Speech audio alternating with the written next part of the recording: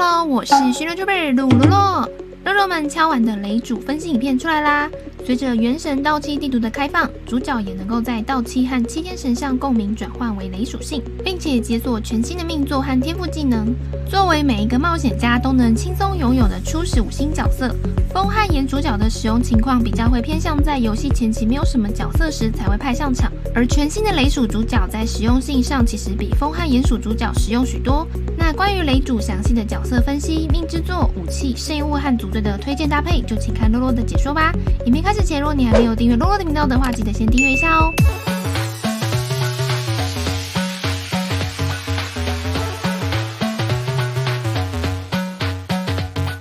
相比于风主和炎主的输出和辅助兼具的作用，同时也随着游戏进度的推进，大家手上的强力输出角色越来越多，主角的使用率也就渐渐的开始被忽略。但随着雷主的推出，在定位上会是脱手辅助，主要的技能特性就是一个强力充能工具人。虽然还是不能战场输出，但充能的强力辅助能力可以为需要80点能量的队友提供快速恢复能量，甚至无缝大招的效果。随着命座提升，也会更加优化关于元素充能的整体效率。目前推出的角色中，需要80点能量的角色也非常多，举凡萧、优拉、神里灵华、萧公、香菱、莫娜、行秋等等，大多都是需要元素能量加快大招充能的角色。而雷主就是一位可以提供全元素角色元素充能效率的终极核电站，同时提供挂雷的工具人。在充能效率方面，雷主比起另外2位雷属工具人菲希尔和北斗表现更好，唯独在输出倍率这部分无法超越菲希尔和北斗。如果评估自己的队伍需要的是伤害而不是充能的话，会建议放北斗而不是雷主。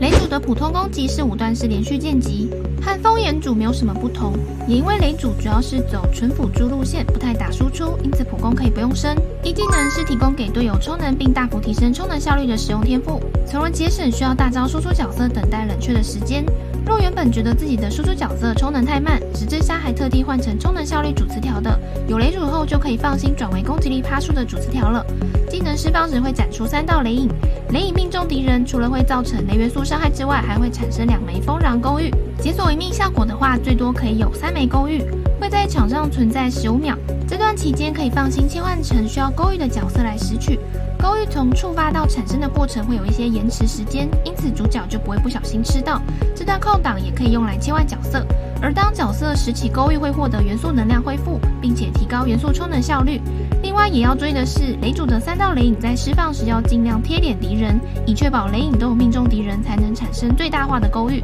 以及只要雷主又在释放1技能的话，没有被吃完的勾玉会全部消失。因此最好是让雷主先 Q 后1完再切角来吃勾玉，避免浪费。而且勾玉也可以切换给不同的角色来吃，又或是分开时段吃。若是每6秒吃1次，分开3次吃，最高可以维持18秒的元素充能效率提升 buff。Q 大招有点类似北斗的大招，周围会缠绕雷霆的加护，持续时间12秒，开大后就会锁面板，和后续的 buff 无法重叠。大招开启瞬间可以击退敌人和造成雷元素伤害，击退效果的作用不强，但有雷霆加护的情况下，角色的普攻或重击命中敌人时，每 0.5秒会有落雷攻击，命中敌人还会为角色回复元素能量。只是这招在伤害倍率上远远不如北斗，重点是在于以每秒回复 0.8 元素能量的情况下，若是大招需要80点的角色，只要雷主开了大脱手之后，就可以让主 C 迅速缩短大招冷却，变成约只需要60点能量。脱手雷属的技能也能够触发相关的元素反应，像超导、感电或超载等等。当队伍中其他角色获得勾玉的时候，雷主1技能的冷却会减少 1.5秒。当3颗勾玉都吃完的情况下，最多可以减少 4.5秒，约减少1/3的冷却时间。基于主角的元素充能效率10%，提升勾玉所提供的元素充能效率，让雷主核电站的发电效率更好。在雷主的天赋技能材料方面，会需要的是周3、6日开放的天光系列，以及野服重会掉落的刀型。一命是雷主的关键命座，可以让1技能所产生的勾玉多1枚变成3枚，因此解锁一命后，除了雷主以外的3名角色也都可以吃到勾玉。虽然应该通常是最缺充能的那位主 C 来全吃，但此时雷主的充能效率也会更加提升，大幅提升队伍的元素爆发流程速度。2命主要是在 Q 大招释放后会对敌人降低雷元素抗性 15%， 相对的也就提升雷元素伤害持续8秒。3命和5命分别提升 Q 大招和1技能的天赋等级上限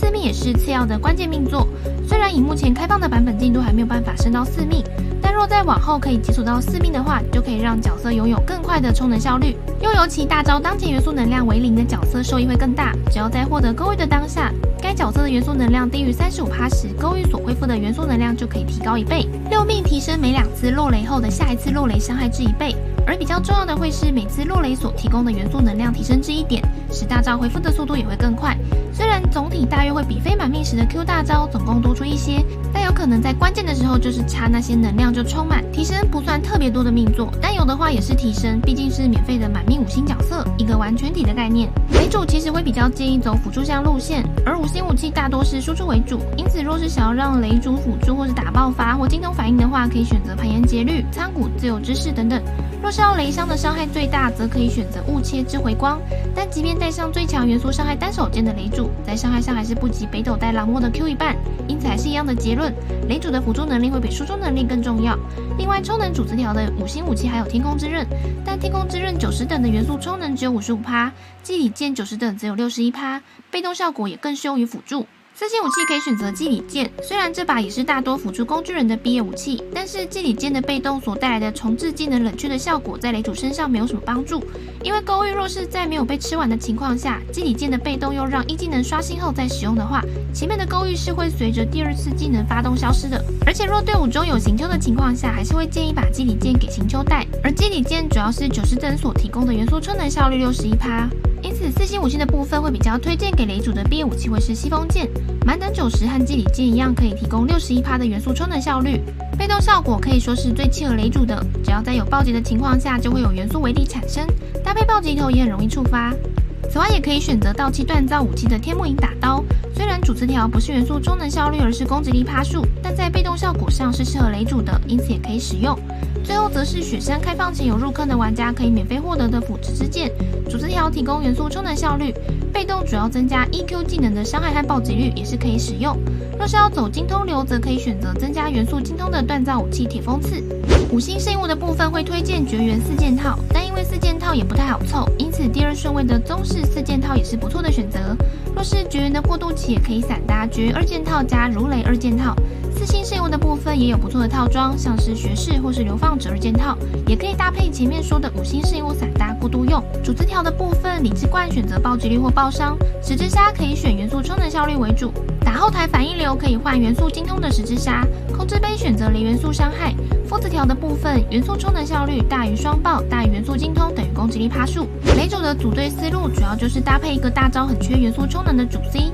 剩下的就是提供给主 C 做 buff 或回血的角色即可。下面主要就是举一些范例给大家参考，可以组的队伍其实有很多种，可以自己变化运用。首先推荐的就是以优拉为主的超导核爆无伤队，成员为优拉加雷主加钟离加迪奥娜。原本优拉就非常缺充能，同时又需要一名雷属工具人搭配做超导的物理减抗，因此在不太需要雷属伤害的情况下，雷主至此就是取代了原本的菲希尔和北斗，成为了优拉最好的雷属工具人。迪奥娜也可以换成满命罗莎莉亚，但充能会比较慢。优拉打完一轮大招之后，很快又可以回满，加上后面若雷主可以提升到6命的话，充能效率会更快。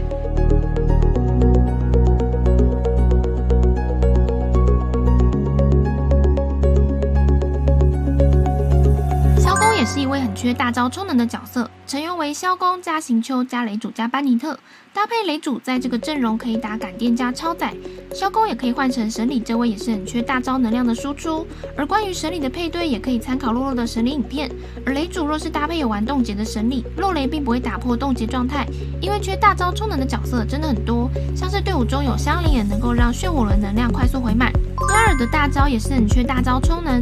成员为满命诺埃尔加阿贝多加雷主加班尼特，阿贝多可以换成钟离或凝光，凑双眼共鸣增加伤害。双雷共鸣若是在有触发感电、超导或超载时，还会掉落元素为力，很容易就可以直接让诺埃尔的80点能量减少到只剩下20到40点的回复空间。过程攻击怪物时也会有几率掉落为力。若阿贝多是穿盘岩4件套，也可以增加对应元素伤害。总结雷主的部分，风主其实就类似弱化版的风神，炎主类似弱化版的炎神，所以雷主大概率也是弱化版的雷神，预测属于下位版。在培养的优先度上，若是平民无氪玩家，雷主的作用比起风炎主都有更好的效果，可以考虑拉起来。当前的队伍配对上，洛洛会觉得最适配的就是优拉的误伤队，当然很多队伍也可以搭配雷主，或是你队伍中空了一个位置不知道放谁的话，也可以放雷主。不过若是大佬或是在考虑抽后面雷电将军的话，就会建议等雷电将军时装后再决定是否拉起雷主咯。以上就是关于雷主的全角色分析，提供给想练雷主的肉肉们参考。那有任何问题可以在底下留言，洛洛都会一回复。觉得影片内容实用，也欢迎分享给更多人知道。若是想支持洛洛的频道内容，也可以点击加入按钮来成为668会员，每个月请洛洛喝杯鲜奶茶加鸡排。最后喜欢洛洛的影片，可以点击喜欢，给洛洛一个鼓励。喜欢越多，给洛洛的 buff 就越强哦。不仅每周日晚上也会固定直播游玩原神，每周一到晚上9点半更新影片。我是训练 Driver 陆洛洛，我们下次见喽。